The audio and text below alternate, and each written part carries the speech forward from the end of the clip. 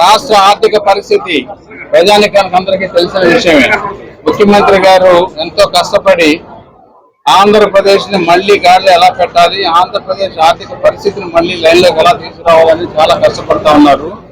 అయినప్పటికీ కూడా ప్రజలకి వర్తమానంలో జరుగుతున్న ఇబ్బందులకు దృష్ట్యా పెట్టుకొని ఈ సీఎం రిలీఫ్ ఫండ్ లో మన కాన్స్టిట్యున్సీలో ఇబ్బంది పడుతున్న వాళ్ళందరూ కూడా నేను పర్సనల్ గా రికమెండ్ చేసి పర్సూ చేస్తే కూటమి తరఫున అందరూ తన మన కుల మత రాజకీయ పార్టీలకు కూడా అతీతంగా మనం అందరికీ కూడా టేకప్ చేస్తూ వచ్చాం.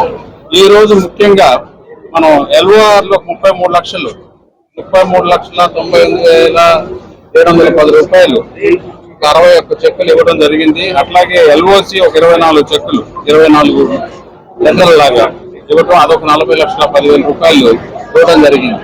కాబట్టి ప్రజాస్వామ్యాలు ఏంటంటే ఎన్నికల వరకు మన విరోధులు కారు వాళ్ళు, మన ప్రత్యర్థులు మాత్రమే.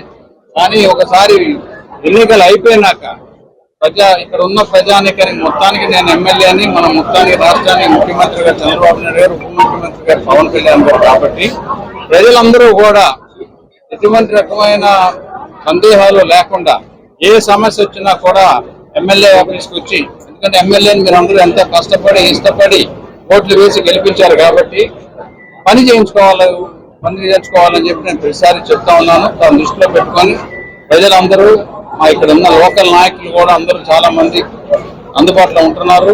దాంతోపాటు సుజనా మిత్ర వాళ్ళు ఎప్పుడు తిరుగుతూనే ఉన్నారు ప్రతి డివిజన్ లో.